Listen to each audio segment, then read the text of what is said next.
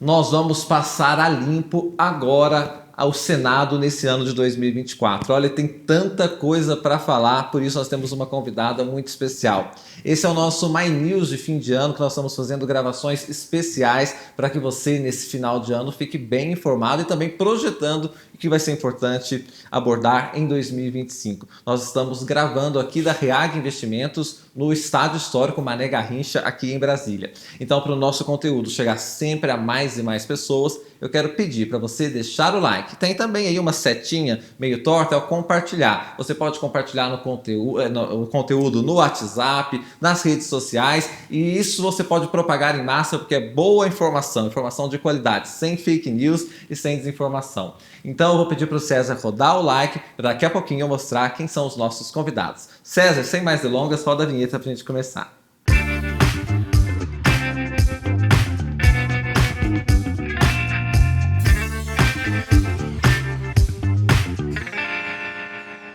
Muito bem, quem é a pessoa melhor para falar do Senado e passar em revista esses assuntos sem nenhuma marra? Senadora Soraya Tronic. Muito obrigado, viu, senadora, por aceitar nosso convite. A senhora que veio tantas vezes nesse ano de 2024 e a gente queria fechar o ano tendo a presença aqui da senhora, muito nos honra. Obrigado. Sem nenhuma marra e com o maior jeito de internet. Você é muito popular nas redes, senadora, muito. Obrigada, Amara. Obrigada, Afonso, João Paulo. É sempre um prazer estar aqui com vocês. E é o que vocês dizem, né? Porque eu até gravo pouco e participo pouco das redes. Não tanto quanto a minha assessoria gostaria. Mas eu tento, porque é muito trabalho. Mas quando participa, você abala. Exatamente. Desde aquele episódio, não cutuca a onça com a sua varacuta, aquilo foi fantástico. Aquilo virou assim. Fora o padre de festa junina. Padre de festa junina. Eu virei a mulher do padre depois daquela, gente. Eu vou te falar, viu? Mas bom. Enfim. Muito bom. Enfim. Deixa eu apresentar também João Paulo Biagi. Ele cobre o Senado, está lá todos os dias. Ele é colunista e jornalista, é repórter do jornal Povo do Ceará, que também sempre atende os nossos convites. Senadora, vou começar com um fato importante, que a senhora é candidata a presidente do Senado, e é um assunto que a gente também tem que abordar, porque as eleições estão aí. Claro que o Davi Alcolumbre é o franco favorito, até por articulações mil que a gente está vendo, mas como é que é para a senhora estar como candidata a presidente do Senado? Olha, é mais um desafio na minha vida, principalmente porque foi numa reunião no dia 9 de março deste ano, em São Paulo, uma reunião só para mulheres mandatárias do Podemos. E a minha presidente Renata Abreu disse o seguinte nessa reunião, que não pode haver WO, não existe. Toda unanimidade é burra. Né? E olhou para mim e falou, tá na hora de botar um bode na sala, eu vou botar um bode de saias. E é você, Soraya. Meu Deus. Não é um bode, é uma onça. Tem que mexer esse negócio, não temos condições, né? É um desafio muito grande, porque Davi sempre fez campanha, então eu estou muito atrasada, obviamente, muito atrasada. E lá no Senado não há espaço para 3, 4, 5 candidaturas. Eu e Elisiane Gama estávamos trabalhando juntas, e viajando juntas, conversando com os senadores, quando o partido dela resolveu que ela não sairia candidata. E aí ela precisou recuar. Confesso que fiquei triste, porque nós estávamos... Política é grupo, né? E ali, no caso, cabem 2 grupos grandes. O próprio Rogério Marinho teve 31 votos da outra vez.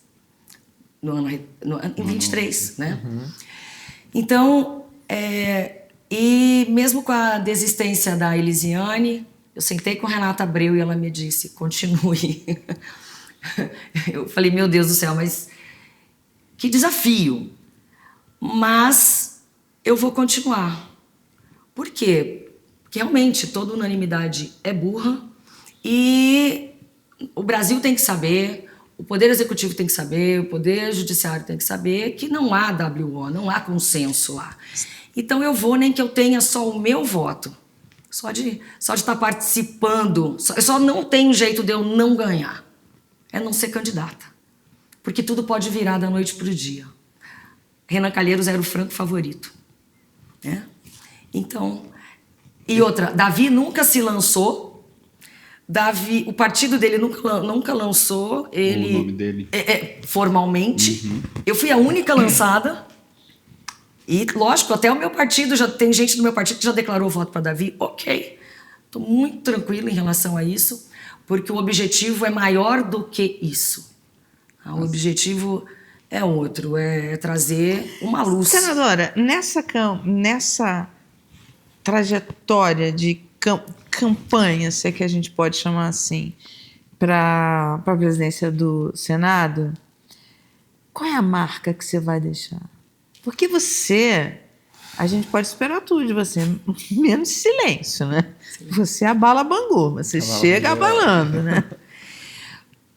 O que mais me incomoda, Mara, é que, conversando com os eleitores de Rogério Marinho, a gente sabe que Davi tem as emendas nas suas mãos. É ele que administra todas as emendas, né?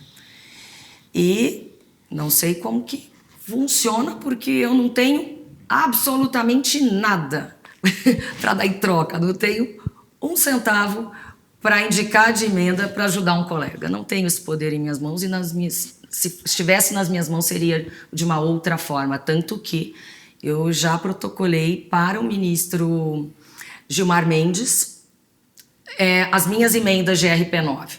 O meu é transparente, não tem problema nenhum.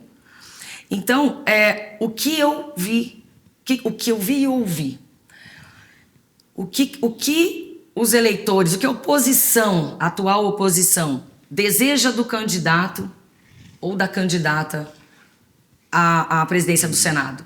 Não é emenda, não. Eu ouvi que eles querem as pautas. Eles querem o compromisso com a agenda deles. E a agenda deles envolve anistia, envolve impeachment, envolve tudo isso. O ministro Padilha sabe, todo mundo sabe, assim. Só que o PT, tá lá, uma boa parte do PT já declarou voto no Davi. Que tem essas pautas. Tem essas pautas, porque para a oposição declarar voto no Davi, o Davi teve que assumir a agenda. Tanto é que ele está colocando essas agendas. Essas agendas estão mudando. CCJ. Pronto. Para votar. Assim, até o próprio líder do governo, Jacques Wagner, falou, né, que o PT não pode se contentar com a CAS, com a Comissão de Assuntos Sociais, ou segunda vice-presidência, algo do tipo. O PL está preocupado com as pautas porque passou 2 anos sem palpitar ali com o presidente Rodrigo Pacheco, porque colocou o Rogério Marinho, né? Então agora precisa compor a mesa. Mas, senadora, o presidente Davi Alcolumbre está fazendo essa articulação? O presidente, ele não é, tá? Não, mas É o presidente da CCJ. É ele. Presidente da CCJ, ex-presidente. fique bem claro. Fique bem claro, né? Até um costume, né? Por exemplo, o deputado Eunício Oliveira foi presidente do Senado Federal, eu ainda o trato como presidente. Mas o Davi Alcolumbre está fazendo essa articulação e também há um certo receio de que ele não seja reeleito, porque da última vez ele foi eleito ali com 30 mil votos a mais apenas, então precisa se dar um pouco mais de visibilidade ao Davi Alcolumbre, já que, como você disse, ele manobra emendas de uma maneira muito forte ali dentro do Senado Federal. A senhora falou da senhora e da Elisiane, houve ali a criação da bancada feminina, essa candidatura representaria as mulheres, uma bancada que é muito unida, né? Então, às vezes, a gente vê a Tereza Leitão junto com a senadora Damares Alves defendendo algum tipo de projeto. A senhora acha que consegue, pelo menos, esses 15 votos das senadoras? Elas podem estar com a senhora, não só com um voto da senhora, mas 16 votos aí? Podem, tá? Não é unanimidade, a gente sabe, tem senadoras lá com compromissos. E ali, a melhor desculpa de um senador é falar o seguinte: olha, desculpa, eu já dei a minha palavra, né? Só que o Davi faz campanha há 2 anos, né? Deu a palavra 2 anos atrás. E é como era a própria situação. Vamos lá. O Davi quase não foi reeleito senador, mas a eleição lá dentro do Senado é muito diferente do apelo popular. Porém, em 2019, houve um apelo popular do anti-Renan. Não foi o Davi que ganhou, foi o Renan não. É verdade. E hoje, eu falei para o Renan, presidente, se você se candidatar, eu tiro meu time de campo e fico com você, porque hoje muita gente diz, inclusive os servidores, que Renan Calheiros foi um bom presidente da casa, institucionalmente, e sempre deu atenção a todos os senadores. Quando ele saía do palanque, ele atende. O Davi não atende telefone. Tem gente que tem senador aí que foi um dos vice-presidentes do Davi, falou que só falou com ele no dia da posse, pois nunca mais se falaram. Então, o Davi não dá esse retorno. Existe, sim, nos bastidores, um descontentamento. E eu apoio o Davi há 6 anos. Então, porque Rodrigo também se chama Davi. Quem foi até a minha casa em Campo Grande em janeiro, na época da eleição, quando o Rodrigo era candidato, foi Davi. Davi continuou administrando muito ali, inclusive as emendas que seriam por conta do presidente Rodrigo Pacheco. Mas eles são um grupo. Então, eu já fui enganada 3 vezes. Se você me engana uma vez, a vergonha é sua. Se você me engana 2, a vergonha é minha. E eu já tô com muita vergonha. Eu não vou. Mas e o Renan, o que ele te disse? Ele falou que não seria. Falei, olha, eu... Faz uma chapa com ele, não dá então, nada. mas ele tá com o Davi. Agora ele tá com o Davi. Agora, tem um aspecto... Você tocou num aspecto muito importante, porque a presença das mulheres no Senado, nos últimos anos, e a gente deve isso a você, senadora Elisiane, Simone Tebet, quando era senadora. Enfim. E foi candidata. Exatamente, foi candidata, exatamente. Eu acho que, mesmo não ganhando, mas ter uma votação do bloco feminino é uma sinalização importante, né, de que existe ali uma coesão, enfim, de parlamentares, de senadoras que tem uma bancada. Exato. Quem vive o dia a dia lá, Mara, a gente percebe que as mulheres, inclusive, são muito mais racionais que os homens na questão ideológica, direita e esquerda. E até queria ouvir da senhora, senadora, se a senhora tem essa mesma visão. Os homens parecem fazer aquele teatro na frente das câmeras, de bolsonarismo, anti-bolsonarismo, apesar de que depois todo mundo está conversando ali nos corredores, nos gabinetes.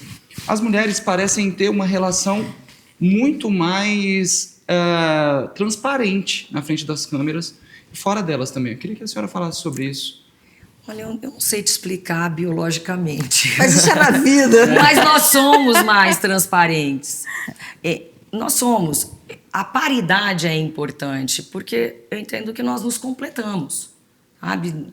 Quando a gente fala em paridade, e agora estive dias atrás com o presidente Lula, com a senadora Tereza Leitão, com a ministra Cida, com a primeira-dama Janja, na posse da Cláudia Sheinbaum, a primeira mulher presidente do México. E nós fizemos uma agenda com senadoras e deputadas. Num país extremamente machista, onde o índice de feminicídio é extremo, foi o país no qual nós inspiramos a nossa legislação antifeminicídio. Elas conseguiram paridade no poder legislativo, no executivo e no judiciário. Foi um feito assim que nós sentamos com elas para entender o que foi que vocês fizeram. Elas nos deram a legislação e tudo que houve, contaram dos problemas, e o nosso problema também eu acho que é muito mais difícil ali, por todas as diferenças, mas nós precisamos do apelo popular. A questão é, como houve aquela pauta, o momento anti-Renan naquele momento, naquela eleição, foi muito importante, porque a população se voltou contra. E o Davi foi o escolhido ali. Todo mundo abriu mão, Simone queria ser candidata. Eu lembro que o Major Olímpio, eu lembro de todas as nossas tratativas. E como o meu gabinete, você conhece, ele é ali no térreo, tem saída pro estacionamento, Sim. Ele virou o QG de muitas e muitas conversas. Por quê? Porque os jornalistas ficavam esperando os senadores entrarem e saírem, e eles entravam por ali e saíam Olha Ou só. Pelo Anexo 2, né? Tá vendo, né? Então era a única forma que a gente estava, né, naquele momento, nós estávamos todos unidos. Eu não sei o que eu vou conseguir, porque a CPI está me consumindo muito. Eu vou ter que trabalhar e muito nesse 1 mês e meio. E vamos ver o que acontece. Mas o apelo popular é importante. E essa questão das emendas, eu acredito que, sabe, pode só pra ajudar. gente fechar esse assunto antes de ir pro Claro. próximo, por que ter Soraya na presidência do Senado? Bom, primeiro, porque eu sou absolutamente independente. É importante essa independência ali dentro. É importante não dever nada para ninguém. E é importante também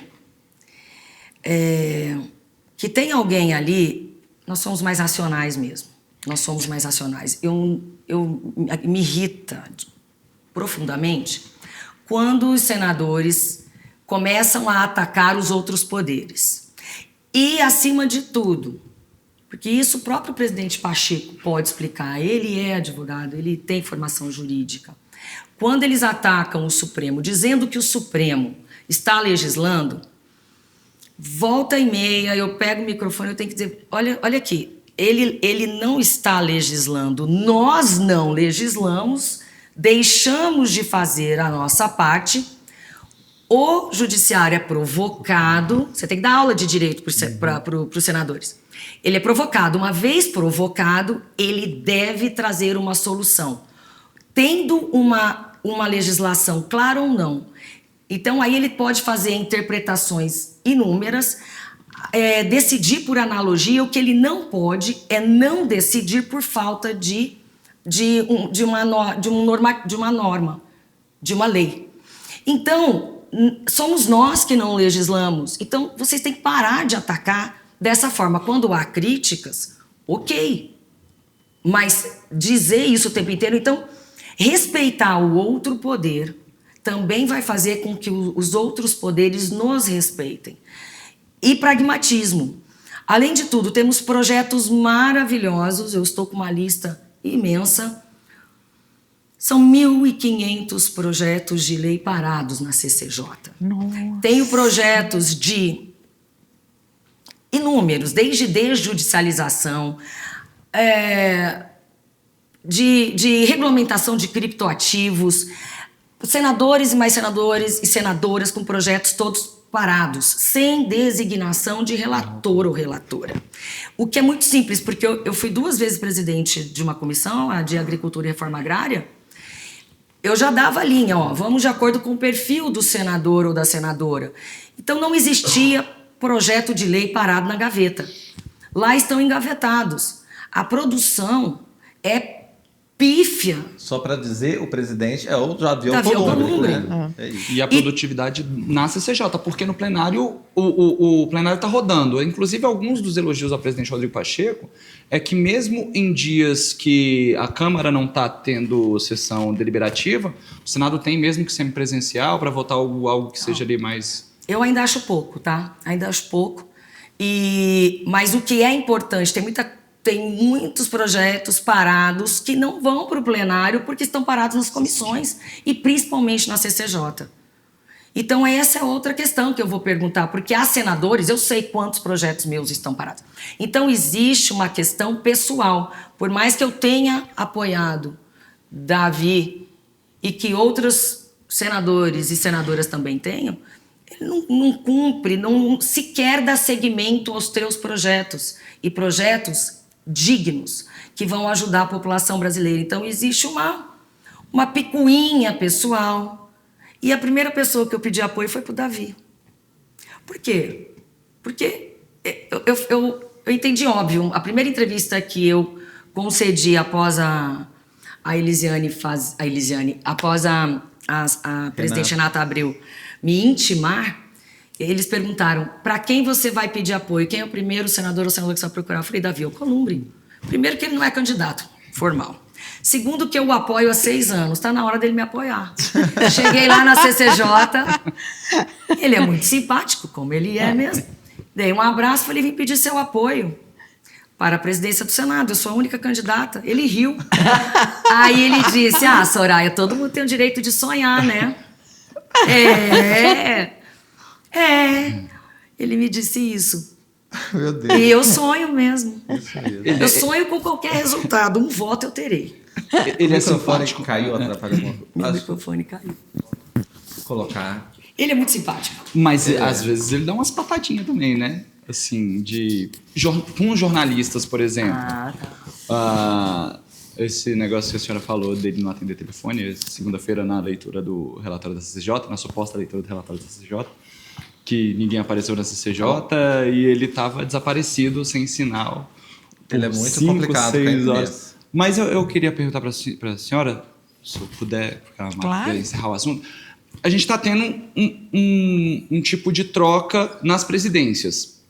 Os deputados estão procurando alguém mais próximo ali do que seja o Rodrigo Pacheco, alguém que receba mais os deputados, converse melhor, tenha mais tato no tratamento, coisa que o presidente Arthur Lira não tem, por isso talvez o Hugo Mota, se não fosse ele, poderia ser o Antônio Brito. No Senado, aí eu já estou puxando pela minha leitura, o presidente Davi, ele é muito mais combativo do que o presidente Rodrigo Pacheco. A senhora acha que está havendo algum tipo de inversão nessa situação? O Senado vem aí com alguém mais debochado, brincalhão e até mesmo, às vezes, grosseiro. Isso não pode afetar relações dentro da Casa Alta? Sempre pode. E eu acho que é essa a tendência. A tendência... Nós já vimos essa história, nós já conhecemos essa história, nós precisamos de inovação. Eu acredito que, da mesma forma como o atual governo está com a faca no pescoço, porque o Davi se considera um partido. O partido dele tem 2 ministérios, ele tem 1. E não consegue, ele é bem guloso, ele não consegue dividir nada com ninguém. Então, tudo tem que ser dele, tudo tem que passar por ele, não é por aí. Eu acredito que a tendência é só piorar. O Rodrigo é mais cordato, o Rodrigo retorna, o Rodrigo segura os embates ali contra o Supremo. Dias atrás, eu até parabenizei o Rodrigo, porque ele falou para parlamentares bolsonaristas que foram, de certo, pedir alguma pauta, não sei se vocês assistiram esse vídeo, ele falou, saiam das redes sociais e das brigas. Eu não vejo vocês discutirem habitação, segurança pública, saneamento, reforma tributária. Vocês não discutem nada. Nada. Vocês não saem dessa pauta. Saiam da rede social e vão trabalhar. Porque existe uma inversão aí de valores. Quando você não aparece nas redes sociais, às vezes a população pensa que você não está trabalhando. Mas eu não fui eleita para ser blogueira ou influencer. É muito trabalho que a gente tem. E realmente, com a maioria deles, você não consegue discutir. Então, Rodrigo mereceu os meus parabéns. Sou muito justa nesse aspecto. Para mim, com o Davi, a tendência é piorar. E o governo já disse, o presidente Lula, né, já disse para Dilma naquela época, para não se envolver na eleição.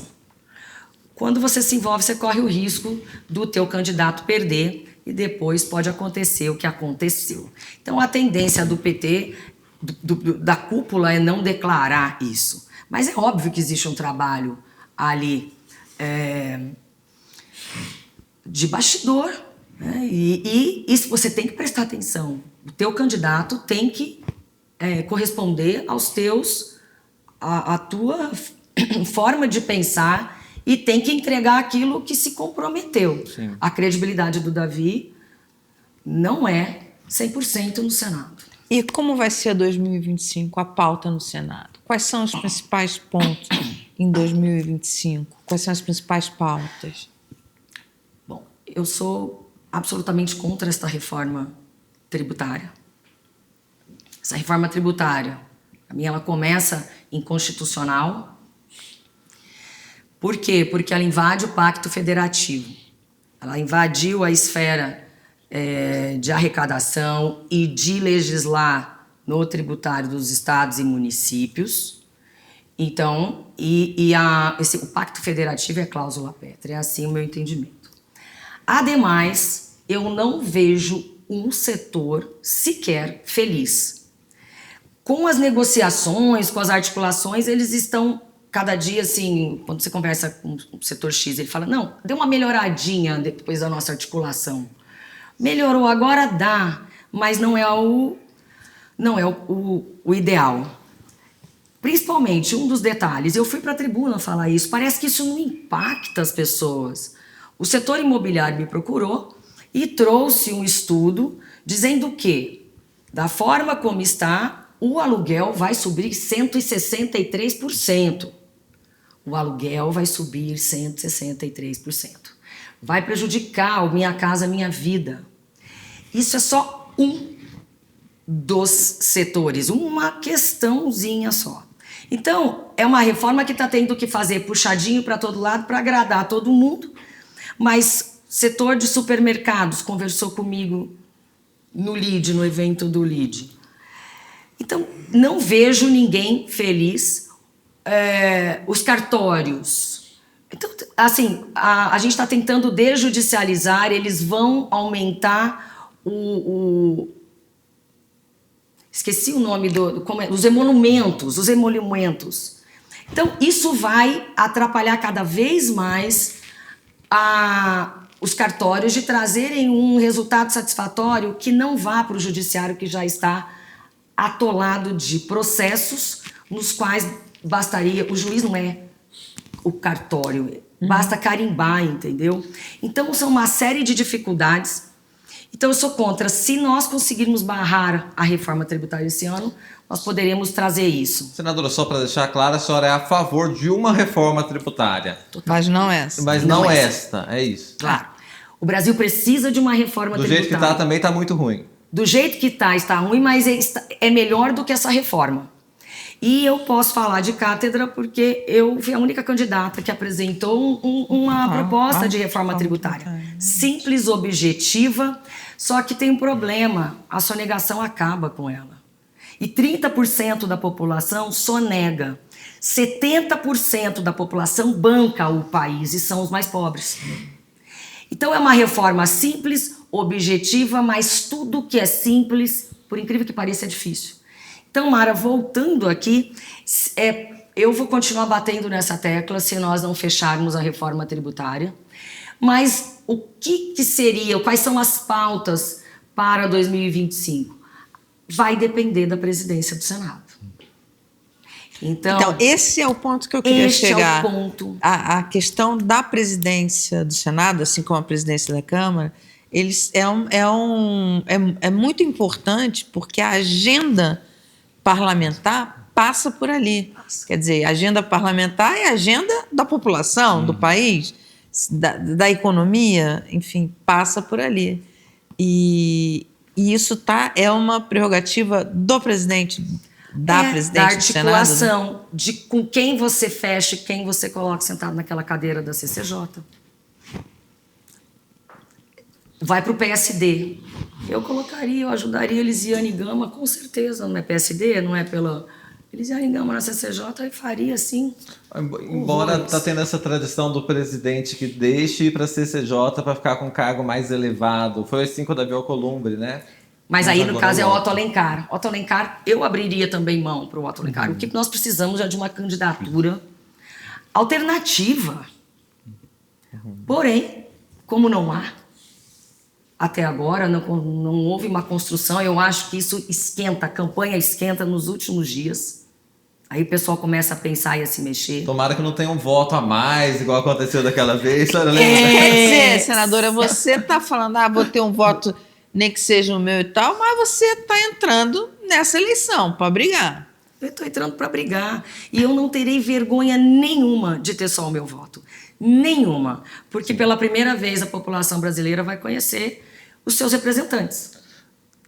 Senadora, temos muitos assuntos a abordar e eu quero passar em revista alguns deles para falar um pouquinho de CPI das Bets, falar um pouco sobre o 8 de janeiro. Mas antes dos dois, eu quero fazer uma pergunta que eu acho que muitas pessoas têm curiosidade. A senhora, enfim, foi eleita naquele momento de bolsonarismo e tal. A senhora já disse, é público, que a senhora não tem nenhuma sinergia mais com o Bolsonaro, o que ele se mostrou que era, e com o bolsonarismo, etc.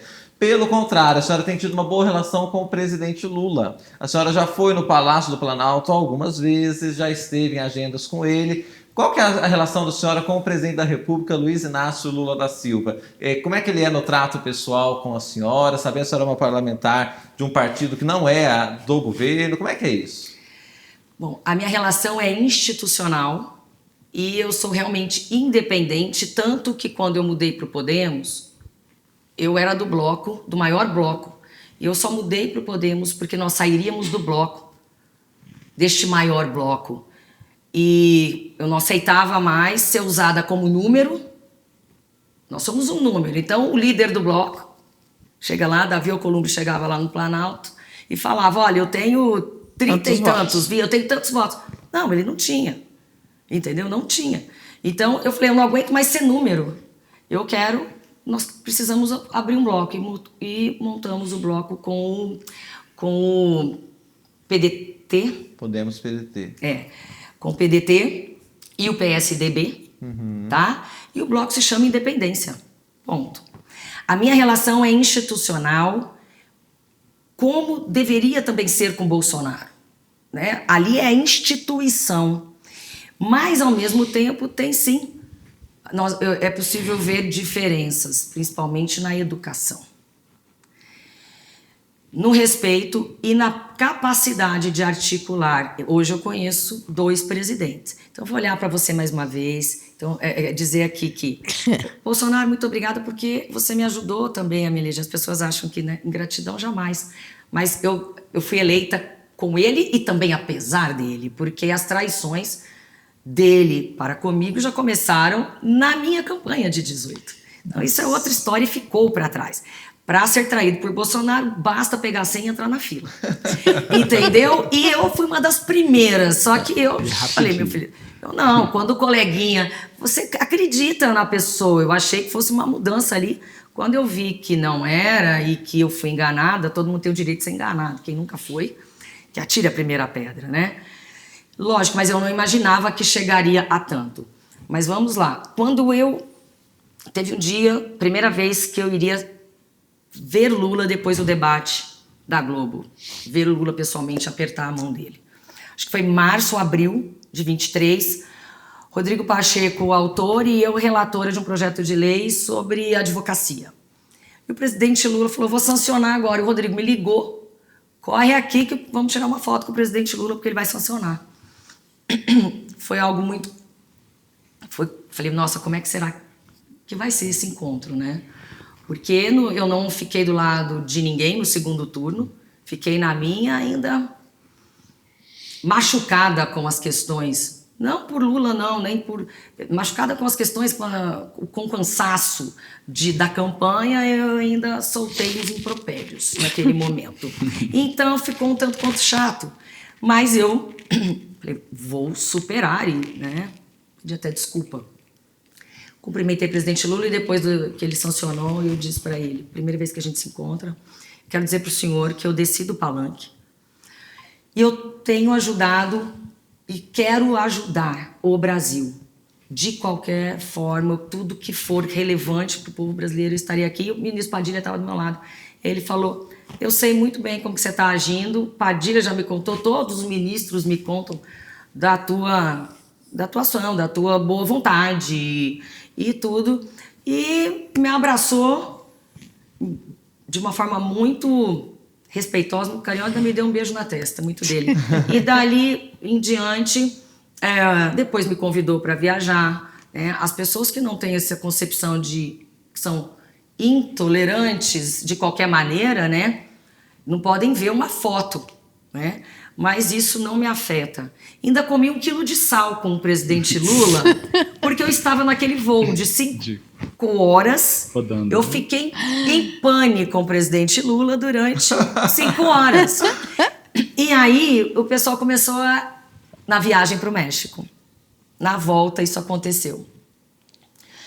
E eu vi nele ali uma atitude de um estadista. Ele ficou muito bravo com o que estava acontecendo.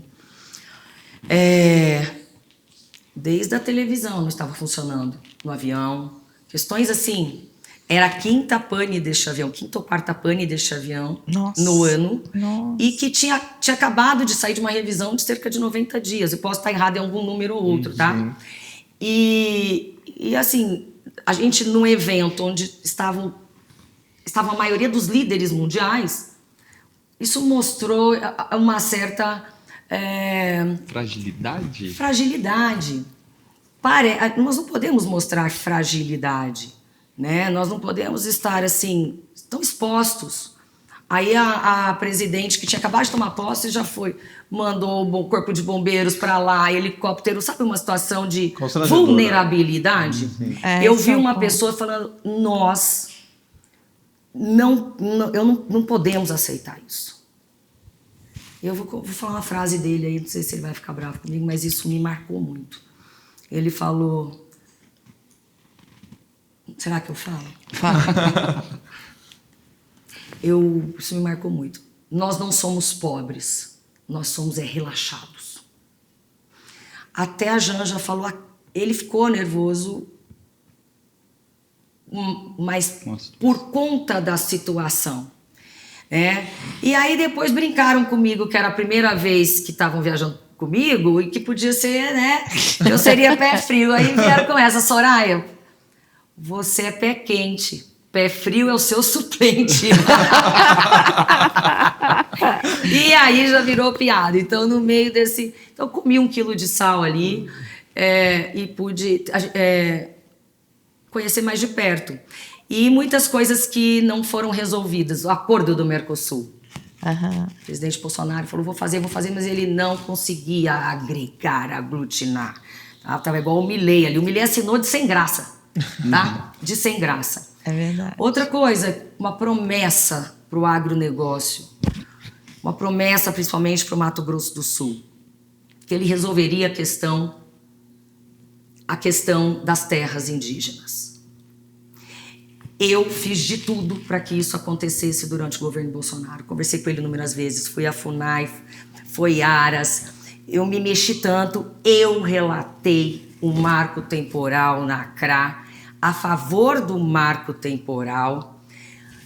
E por quê? Porque nós sempre pedimos que respeitasse também o direito de propriedade, que é um direito fundamental.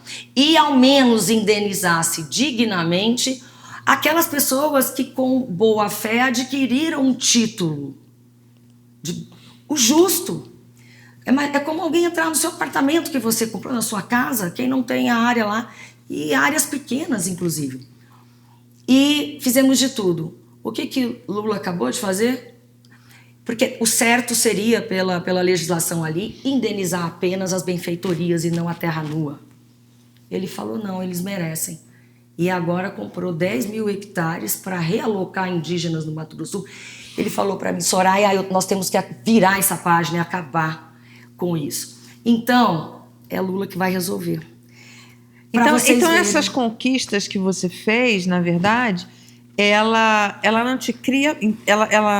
A minha pergunta é, essa sua aproximação com o presidente Lula te cria problemas na sua base eleitoral mais conservadora? Ou esses avanços que você tem conseguido fazer mostram que, enfim, é um relacionamento institucional? Eles não conseguem ver dessa forma, tá? As pessoas mais conscientes e mais maduras politicamente, elas conseguem perceber, mas elas também não são barulhentas. Essas pessoas, elas não têm coragem de ir para uma rede social para me defender. Então, o agro sabe, mas eles precisam de um mito para chamar de seu. São pessoas que dependem, entendeu? Elas não fazem seu baile, elas seguem um baile. Então, você está sofrendo retaliação? Sofro, mas essa base eleitoral da qual você fala, eu não tenho mais. Essas pessoas que não têm uma análise fria, porque você tem que... Política é a arte da articulação e da conversa e de encontrar um consenso dentro de tantos dissensos, dentro de tantos ideologias, partidos, interesses. Claro. E é uma democracia. Então, essas pessoas não entendem isso. E se eu fechar as portas, Se eu fechar as portas, eu não consigo nada. Então, eu vou manter, fosse quem fosse, eu tentaria, a não ser que fechassem para mim. Mas se depender de mim e me tratarem bem, eu abrirei todas as portas que eu puder, porque eu tenho obrigação para o meu Estado. Se eu for para a rede social bater como eles querem, eu não consigo trabalhar. É bem assim. Então, essa base mas você nem já existe repercute mais. na rede, independentemente de qualquer coisa, porque... Mas meu eleitorado está no Mato Grosso do Sul, ali não é... Bom, porque na sua atuação você tem posicionamentos que reverberam muito, né? A senhora senadora estava lá na CCJ, começou a tirar ali da sacola os cigarros eletrônicos e falar ali os sabores, né? E ali, até a gente trata isso no comitê, entre a imprensa, porque foi um momento icônico quando a senhora tira um cigarro. Esse aqui é de açaí, esse aqui é de... Pausa dramática. Cotton candy. Então, que era de algodão doce. Queria que a senhora falasse um pouco sobre isso e também no plenário mesmo do Senado Federal, às vezes a senhora faz discursos que são realmente autênticos, mas acabam se tornando midiáticos por causa dessa autenticidade. Exatamente, né? é isso que eu ia falar. Bom, o que acontece? Quando eu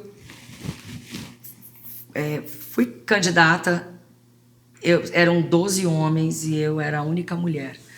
Um senador em exercício, um ex-governador de 2 mandatos, só pessoas assim da política e ninguém, eu sem um centavo de fundo eleitoral. Eu não... A minha tradição política da família é de... Tem uma geração, 2 gerações lá atrás, porque vieram do Rio Grande do Sul e fundaram a cidade de Dourados, ali, Ponta Porã. Então, não é um nome que eu não carrego, porque o Tronic, eu sou Soraya Vieira Tronic, né? E então, nome político atual não tinha para me dar um respaldo, nada. E falei, o que eu tenho? Falei, sabe o quê? E quem não fica nervoso numa entrevista? Eu lembro que eu ia tremendo para as rádios. O que eu tenho? Eu ensaiava, e aí chegou uma hora que eu falei, quer saber? Eu vou falar o que está na minha cabeça, vou falar a minha verdade. E deu certo. Então, quando eu cheguei ao Senado, a equipe...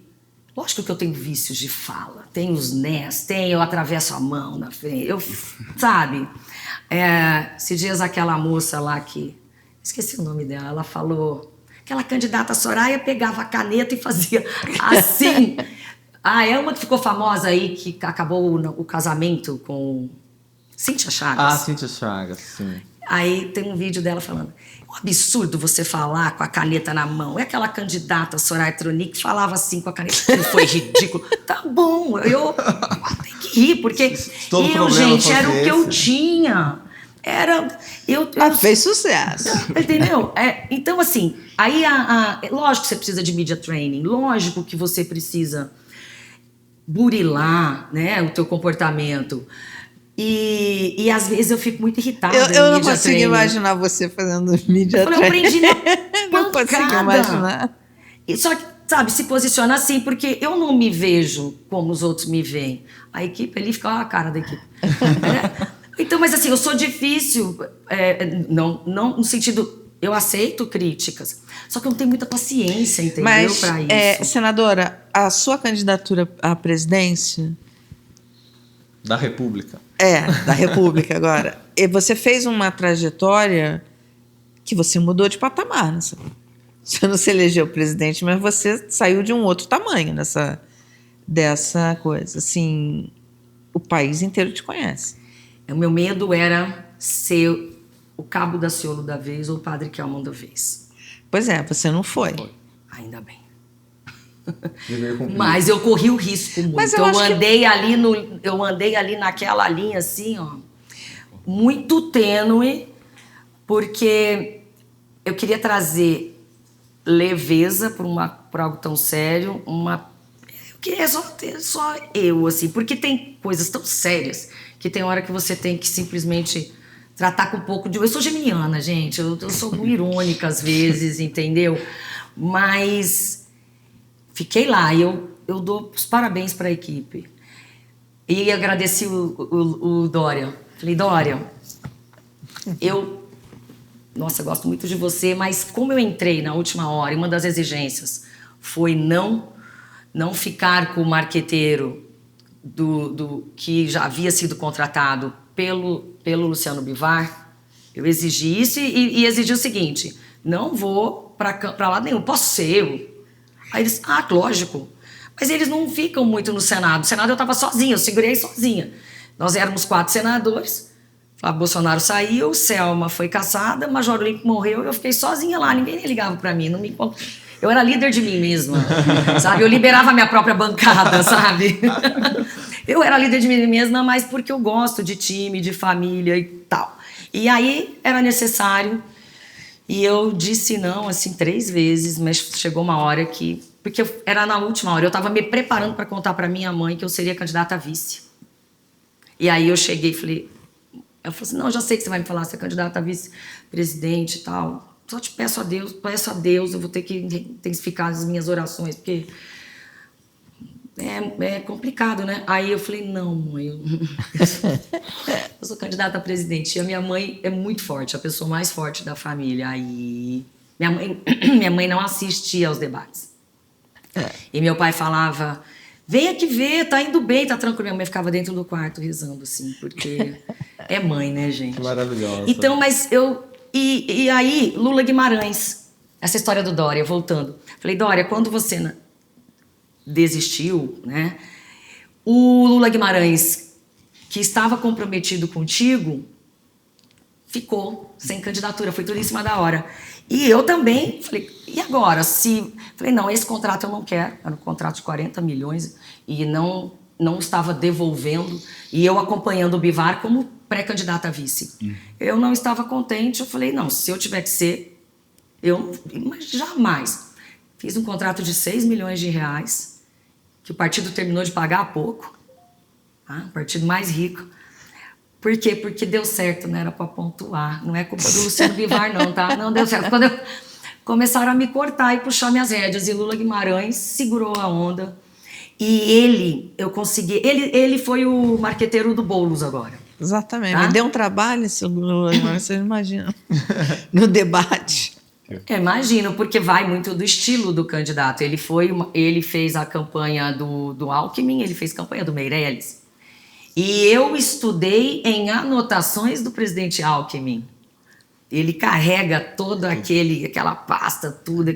Falou, olha aqui, que eu acabei de encontrar. Depois eu contei para o presidente Alckmin. Enfrentar, participar desse debate. Esse ano, foi a primeira vez que o canal fez um debate. Prefeitura de São Paulo. Parabéns. Dá um trabalho do cão. Alinhar as assessorias, os marqueteiros, deixa a gente louca. Enfim, mas é importante, né? É interessante, é importante, você conhece, e é importante independentemente de quem vença depois, porque ali você tem trajetória. A senadora é um caso desse, você ganhou uma exposição. Mas a gente está indo... Então, eu sou grata, União Brasil, pela oportunidade. Claro, tá? sem dúvida. Mas tem um bastidor, pode falar um bastidor? Claro. O primeiro debate O jornalista mais gosta, era né? o pool, foram 3 grandes debates, era o pool de imprensa, lembram disso? Lembro. Depois foi SBT e depois Globo. E aí tem toda aquela situação, você recebe os jornalistas, sorteia o lugar que você vai ficar no púlpito, então você já sabe, vai ficar assim, o debate vai ser assim, assado, então tá todo mundo assina, Isso. certo? Chegou na última hora, Bolsonaro sabia onde ele ia ficar. Eu acho que ele ia ficar do lado do Lula, tinha dado alguma coisa assim, porque eu estava preocupada, eu ia ficar, estava Ciro, eu acho que era Lula, não sei quem que era do meu lado. Não, o Lula não mudou de lugar. Foi eu que mudei de lugar. Acabou assim. Aí ficou chato para perguntar para um, para outro, você aceita mudar de lugar, você aceita porque você já sabe quem vai estar aqui, quem vai estar ali, se era... Enfim. Mas quem quis mudar de lugar? Bolsonaro, na hora H, depois de ter assinado, na hora, deu aquele que procou lá dentro dos bastidores, ali nos camarins.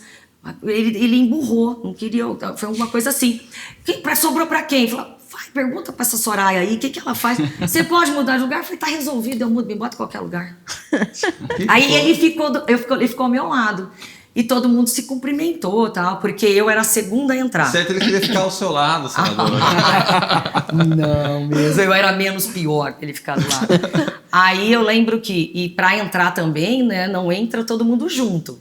Então, tinha hora de entrar. E o Lula era o primeiro a entrar, e eu a segunda. Eu entrei por trás, falei, cara, eu vou cumprimentar o ex-presidente Lula, cara, é o meu oponente, mas eu sou educada, né? E aí, boa noite, candidato, meu nome é Soraya, prazer. Muito prazer, como vai, tudo bem? Tal. Chegou o Ciro, me cumprimentou, chegou Simone, Dávila, todo mundo. O Bolsonaro entrou, o Ciro já estava aqui, o Bolsonaro entrou aqui, bravo. Aí eu saí do meu púlpito, oi, presidente, boa noite. Foi a única que cumprimentou, provavelmente. Não, eu não sei se assim, eu lembro que ele não me cumprimentou. Sim. Ele entrou, todo mundo entrou cumprimentando todo mundo. Toda hora eu virava para cumprimentar um, porque eu fui a segunda. Então ali o Ciro me cumprimentou, o Dávila me cumprimentou, a Simone me cumprimentou. E eu via que todos passavam cumprimentando todo mundo. Mas como ele foi o último a ficar do meu lado, eu já estava tentando me concentrar ali. A pessoa que vinha e batia, porque eles entravam por trás, assim. Sim. Então aí eu achei estranho, eu falei, muito sem graça, né? Eu tenho que cumprimentar. Fez o gesto. Senadora, rapidamente, mas vamos falar, porque precisamos abordar a CPI das Bets. A senhora é relatora de uma CPI importantíssima. Se você quiser saber, inclusive, mais detalhes da CPI das Bets, tem uma bela entrevista da senadora Soraya Tronic no nosso segunda chamada. Mas eu queria perguntar para a senhora, porque já tem mais avanços do que aquele momento. A gente dizia aqui que a senhora cutucou um vespeiro muito grande e que é um problema que também parece que só aumenta, né, senadora? A senhora vai descobrindo várias camadas ali muito problemáticas. Exatamente. Ela tem a duração de 130 dias de início e ontem... Então ela vai para o ano que vem, é isso? Vai. Nós vamos suspender o prazo, depois volta a contar, mas ela pode ser prorrogável por mais 130. A ideia é que você não fique 2 anos uma CPI, porque você fica muito... Quem está na relatoria ou na presidência, você fica muito... Né? Ontem votando algo muito importante, eu votei, por óbvio, mas... Era questão de inteligência artificial, tem muitas pautas, e eu estava em reunião o tempo inteiro mesmo, depois de 6 horas sentada, quando fomos ouvir, foi Regis Dudeno, secretário de jogos e apostas, enfim. Então, é difícil, e principalmente porque nós estamos descobrindo muitas camadas. O senador Magmalta falou... Isso aqui é complexo demais. Foi a primeira vez que ele foi participar. Ele não é membro, mas... Isso aqui é complexo demais. É isso que a gente já descobriu. Complexo demais. Quais são as camadas, senadora? Bom, nós temos ali, a priori, é para investigar lavagem de dinheiro, evasão de divisas, a manipulação destes jogos. A manipulação, por quê? Até mesmo naqueles joguinhos de pegar bichinho de pelúcia, aquilo é legalizado no país, mas descobriram então eu não quero aqui jamais generalizar, mas descobriram, e houve uma operação, eu acho que sempre estão atrás, de programas manipulados do bichinho. Então, a pessoa escolhe, a cada 100 tickets, 100 jogadas que tiram um bichinho, entendeu? Então não pode manipular dessa forma. Aquela mão lá é até bamba, a gente fica até meio indignado, não pega nada. Não pega nada. Tem estudo que mostra que são 97 para 3, a cada 100 jogadas, só 3 vão ganhar, 97 vão perder. Então, assim, é um jogo de azar ou um jogo de habilidade? Ele é tido como um jogo de habilidade, mas isso está ali num limbo.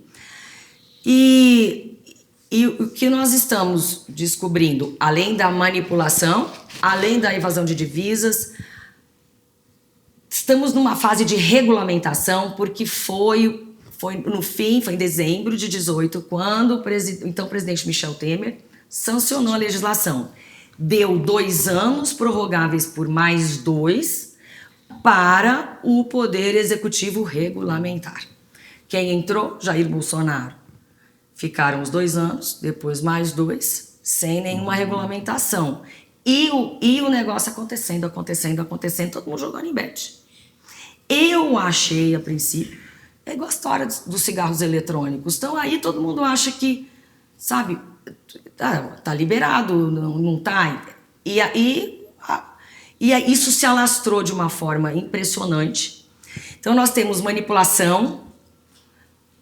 Elas começaram a vir do exterior, existem algumas sediadas na China, Malta, Curaçao, e ao mesmo tempo que a gente tem que lidar com uma legislação que ficou um tanto quanto complicada, porque a Loterge regulamentou num período, um vácuo legal que encontrou, mas foi o único estado que regulamentou, e hoje as bets autorizadas pela Loterge, elas têm reconhecimento facial, tudo isso, todas as instituições estão sediadas no Brasil, o pagamento, os bancos, o que está acontecendo com essas outras? Eles usam, porque o Pix, é tudo por meio de Pix, então essas empresas lá de fora vêm aqui e montam todo um esquema para lavar esse dinheiro, para devolver esse dinheiro para esse outro país, para os seus donos. Então, assim, a questão dos influencers, lógico que isso pode ser um crime de estelionato, tá? Porque nós temos também mexer na legislação. Mas ele é o menor dos nossos problemas. Por quê? Porque nós estamos deixando de arrecadar cerca de, estou trazendo uma estimativa, tá? De 15 bi por ano. E estamos cortando na carne agora 17 bilhões de reais. Estamos deixando de arrecadar no cigarro eletrônico porque, em tese, é para ter lá dentro nicotina. E nicotina é permitido no Brasil. Então, existe alguém aí, na minha concepção, tá? Protegendo o crime organizado. Porque quando você não proíbe, não se mexe. E outra proibição da Anvisa, a Anvisa não tem o poder de proibir ou nada. Então, nós estamos preocupados com o seguinte, e o governo Lula entrou, houve transição, gente? Nem a faixa. Se coloca no lugar, não passou a faixa. Não houve transição. Quando você entra numa complexidade desse tamanho, me coloquei no lugar. Então, eles começaram a trabalhar na regulamentação. Estamos encontrando falhas, mas nós todos estamos aprendendo, estamos todos atrasados, porque o crime vai muito além. A gente corre atrás do prejuízo. A questão é outra dificuldade também. Ainda está na lei de contravenção penal que jogo de azar não é permitido no Brasil.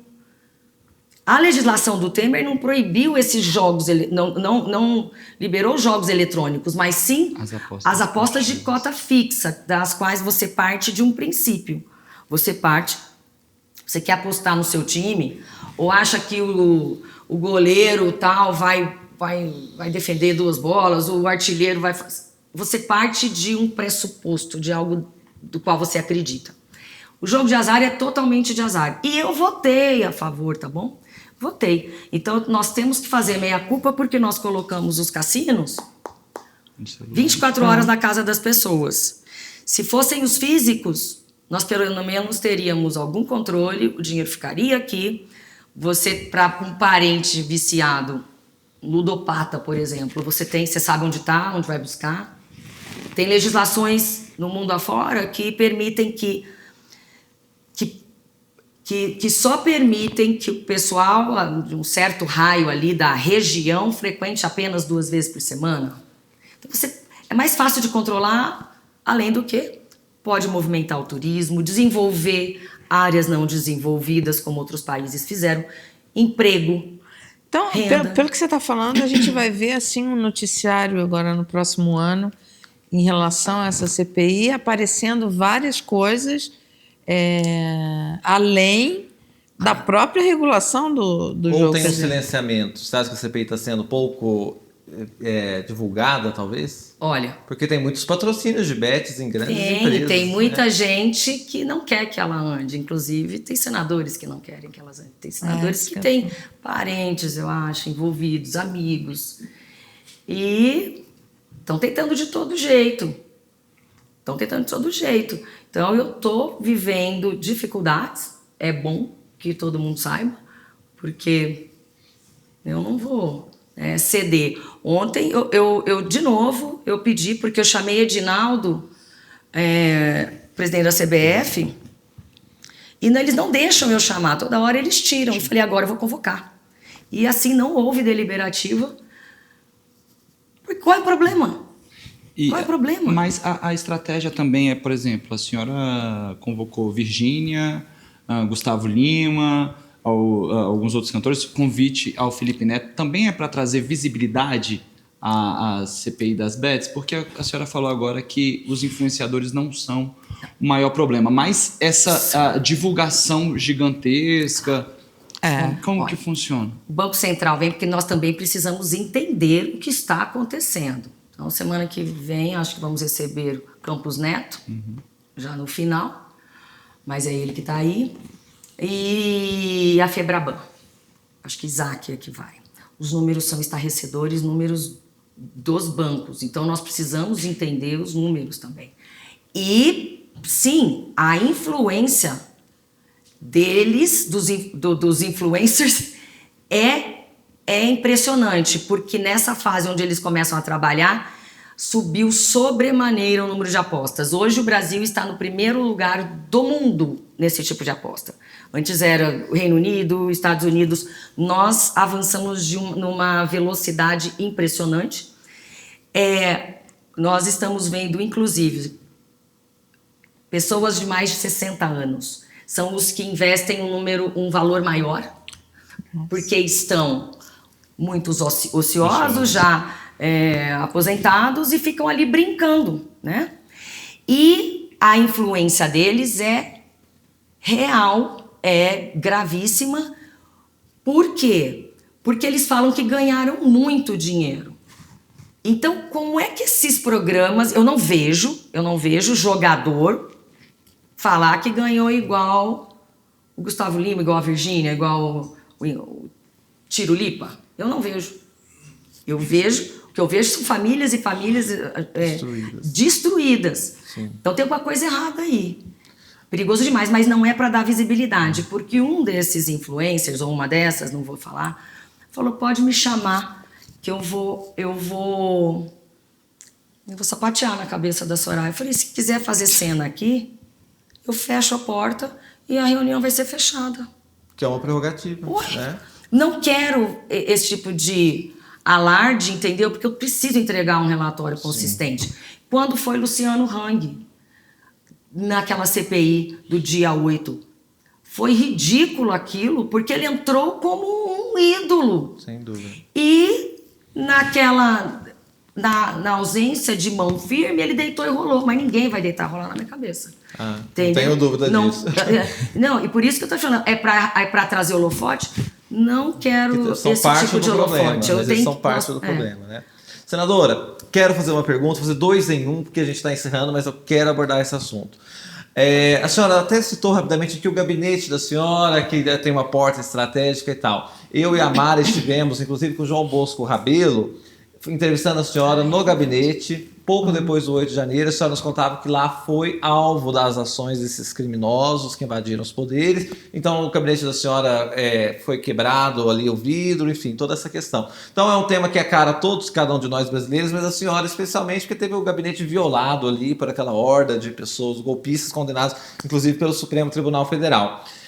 Como é que nós estamos do ponto de vista democrático agora, quase 2 anos depois? A senhora dizia que tem uma questão de atualizações, por exemplo, dessa questão golpista, que é advogados também que estão envolvidos nisso, que é uma coisa muito grave, porque o advogado tem prerrogativas. Então é esses 2 em 1. Como é que está isso? E para fechar, o Bolsonaro, a senhora acredita que vai ser preso?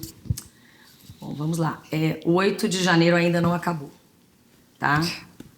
Toda essa movimentação, essa questão de pedir anistia para infiltrado, nunca vi isso. Eu fui a primeira pessoa que avisou o Bivar. Vocês têm que ler o livro do Bivar, tá? Chamem o Bivar. Ele acabou de lançar A Democracia Acima de Tudo. Aí ele conta que e ele é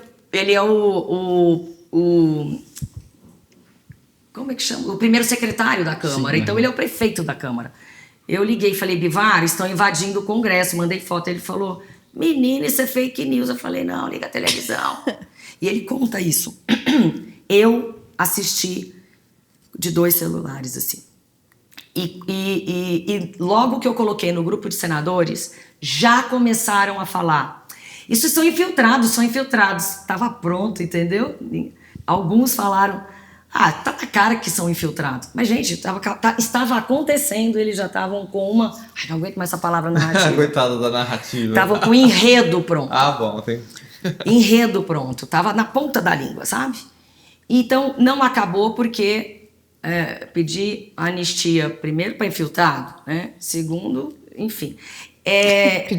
Tudo isso é muito grave e nós ainda, eu vejo a nossa democracia ainda frágil, principalmente quando eu vejo que é a agenda deles, eu não digo direita, não digo nada porque ali é uma seita.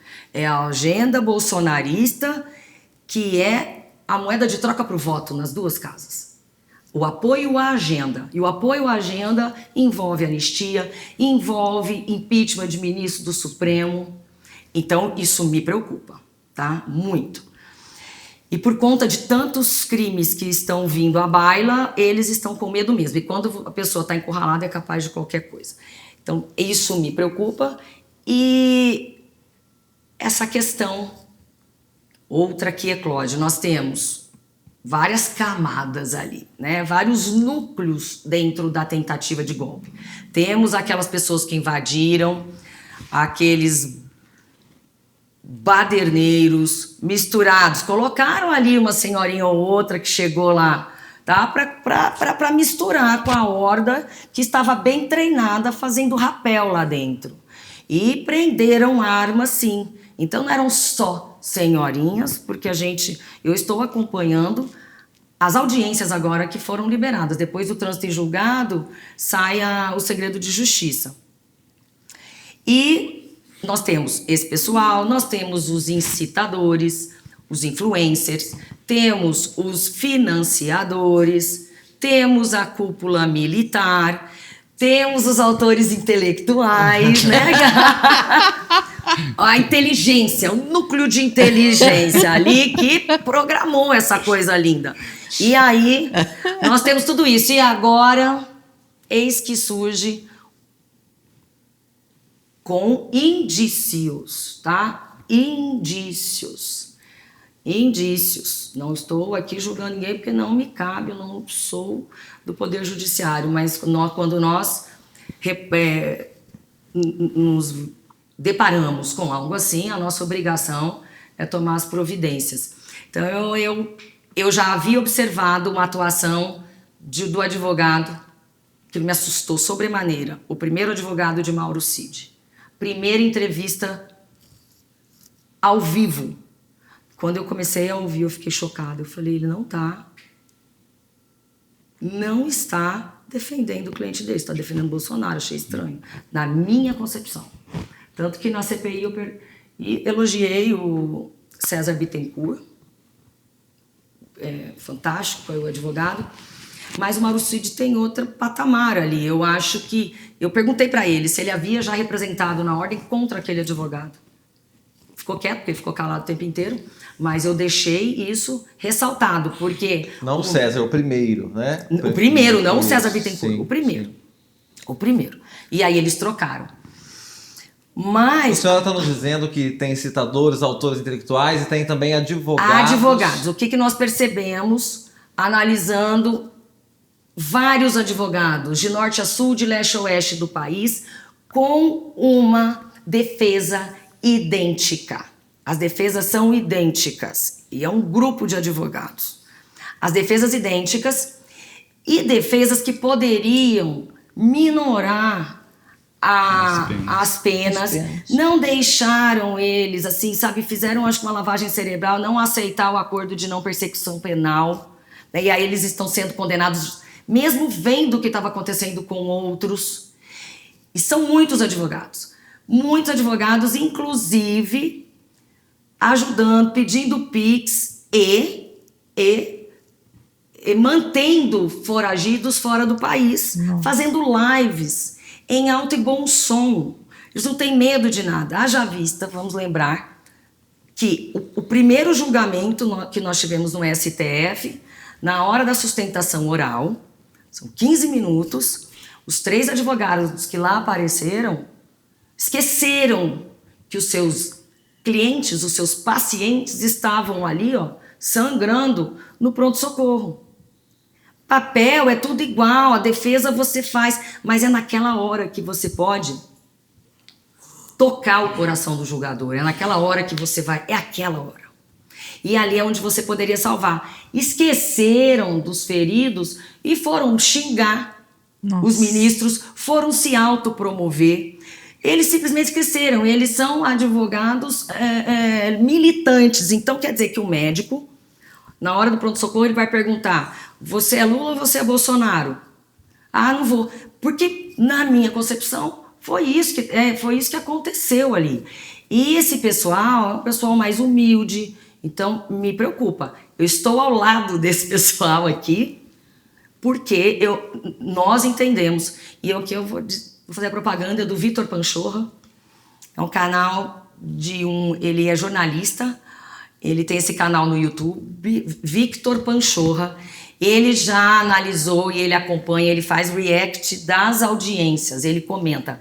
Então aí toda hora ele fala: OAB, dá uma olhada nisso. E agora ele fez uma denúncia seríssima e com envolvimento de advogados. Então pode ser que haja, sim, uma organização criminosa de advogados. Essa denúncia, eu e Elisiane Gama, Elisiane é a presidente da Comissão de Defesa da Democracia, eu sou vice, ele entregou em nossas mãos, entregou para Simonetti, presidente nacional da OAB, para o DG, Andrei Rodrigues, diretor-geral da Polícia Federal, para Paulo Gonet e também entregou no Supremo. Nós não estamos julgando, nós estamos entendendo o que poderia ser melhor. Então, o que acontece? É muito raro você ouvir dizer que eles foram acreditando no que Bolsonaro estava dizendo nas 72 horas. Então, que eles foram do nada. Eu apareci do nada, eu ouvi na rádio que estava saindo um ônibus. Então, ali todo mundo, na mesma senda, protege Jair Bolsonaro. Então, esse pessoal está, assim, pagando muito caro. E também tem uma questão: se estão pagando ou não os advogados. É uma prerrogativa nossa, que você não é obrigado a dizer quem pagou o advogado. Então, isso já atrapalha um pouco. Então, a impressão que dá é que existe um grupo, então, olha, eu vou te dar um advogado, aparece um advogado, a pessoa não precisa pagar. Uhum. Então, por isso que não pegam tantos defensores públicos, tá?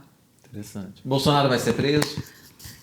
Sim, não sei. O que eu sei é que há indícios fortes, tanto que eu estou lendo as 800 páginas da denúncia, sim, tá? Ali dentro há discurso pronto do Bolsonaro. Sim. São muitas páginas, eu não consegui, eu mandei imprimir. Discurso pronto do Bolsonaro do golpe. Depois do golpe. Depois do né? golpe. Depois, como é que ele iria explicar? Depois do golpe. Então, eu estou assim, indo nas minúcias. O tempo eu posso. Quando a senhora terminar de ler, eu vou te fazer essa mesma pergunta. Eu só quero que ele tenha direito pleníssimo à ampla defesa, ao devido processo legal, que seja respeitado, para que não haja dúvida, imparcialidade, né? E que ele, como todos nós, né, que tenhamos acesso assim a todo o direito. É isso que eu desejo para ele. A gente também não cabe a gente julgar, quem cabe é a justiça e o procurador-geral apresentar Só explicar aqui por que a gente riu, porque nos bastidores a gente estava falando que para o Bolsonaro deve ser até um o elogio, dizer que ele é autor intelectual, colocar né? ele nessa categoria. Por né? isso que a gente riu. Gente, quero agradecer muito a presença da senadora Soraya Tronic, que foi uma parceira do My News neste ano 2024 e vai ser sempre, a senhora vai ser sempre chamada aqui para falar destes e de outros assuntos. A senhora nos dizia que ficava nervosa nas entrevistas. Hoje a senhora não ficou nervosa, tá super tranquila. E às vezes dá assim um nervoso. Eu já ouvi artistas e artistas dizendo que depois de anos e anos vai subir Tem sempre no o fio na palco, barriga, né? Eu né? não sou artista, mas assim sempre dá. E que é bom, a gente tem que estar sempre atenta, né? Sim. Sempre alerta e presente. Então, É isso mesmo. não melhora, né? Cada dia fica mais tranquilo, mas Eu também tô com friozinho na barriga, mas tô fingindo costume. Então eu quero agradecer muito a Mara Luque, diretora de jornalismo do My News, que ajudou a gente a conduzir essa entrevista, ao João Paulo Biagi, que é jornalista e repórter do jornal Povo, colunista também, e a senadora Soraya Tronic, do Podemos no Mato Grosso do Sul. Senadora, muito obrigado pela gentileza de estar aqui com a gente. obrigada, Afonso, obrigada, João Paulo, obrigada, Mara. Obrigada, senadora. Pelo carinho, pela parceria, pela transparência, por esse jornalismo que vocês fazem, que pra gente, assim, é tão bom ouvir, porque ele é limpo, aberto.